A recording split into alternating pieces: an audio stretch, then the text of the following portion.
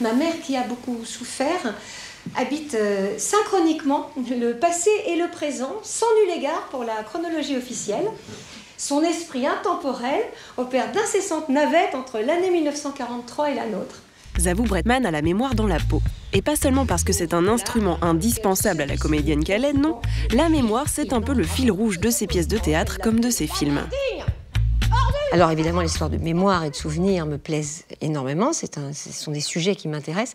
Mais ce qui m'intéresse beaucoup dans la façon, parce que c'est souvent la façon quand même qui compte, c'est la déconstruction dans le roman de Lydie Salvert, qui permet par touche et par aller-retour, comme dit la fille entre l'année 1943 et la nôtre, par des allers-retours incessants, on a de manière fragmentée toute l'histoire de 3 générations de femmes et aussi toute l'histoire de la grande histoire. Dans La Compagnie des Spectres qu'elle a mise en scène, Zabou Bretman interprète tout à la fois un huissier, une mère, sa fille et une foule d'autres personnages. « Maman !» suppliai-je. « Madame !» articula l'huissier. « Y a pas de madame.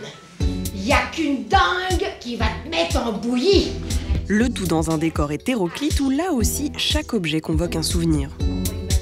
Les objets sont des références que les gens connaissent, les gens rient d'objets, de description d'objets, parce que ces objets correspondent à quelque chose, à une grand-mère.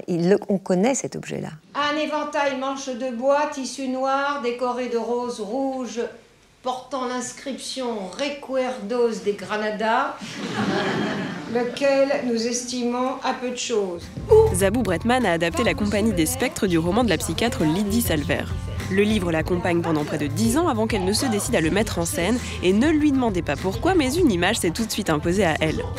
L'image, le truc visuel qui m'est venu immédiatement, ça a été une image d'une danse aberrante, bizarre, curieuse, un peu porno.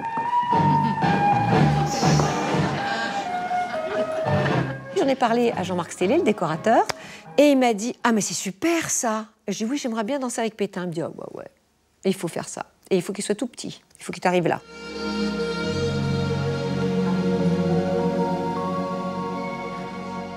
Dans ses réalisations au cinéma, comme pour Je l'aimais ou Se souvenir des belles choses, l'oubli, la mémoire et les souvenirs sont aussi au centre du scénario. La question récurrente, c'est où sont les souvenirs quand on s'en souvient pas, quoi. Voilà, j'adore ça, j'adore cette idée-là. Pour Se souvenir des belles choses, elle s'est inspirée du documentaire Urgence, réalisé par Raymond Depardon et d'un de ses personnages amnésiques. Il dit qu'il est né, qu'il a à peu près 22 ans. Bon, il se dit que ça serait un bon âge. Mais il y a quelque chose de surréaliste. Et quand on lui demande sa date de naissance, il la connaît absolument parfaitement. Et ça m'avait fasciné. Pourquoi il connaît sa date de naissance parfaitement, il la trace comme ça, il l'a dit d'un trait, et pourquoi il ne sait pas l'âge qu'il a. En parlant avec le professeur Poncet à la Timone à Marseille, qui m'a aidé énormément pour se souvenir des belles choses, qui est spécialiste de la mémoire, de l'amnésie, il me disait que ce n'est pas la même référence de mémoire, ce n'est pas stocké au même endroit. Voyageant en train dans le sens contraire de la marche, j'ai l'impression de m'enfoncer à toute vitesse vers un avenir qui n'est pas devant moi mais derrière, et qu'en même temps, le passé se jette sur moi pour me happer. Vous me suivez ?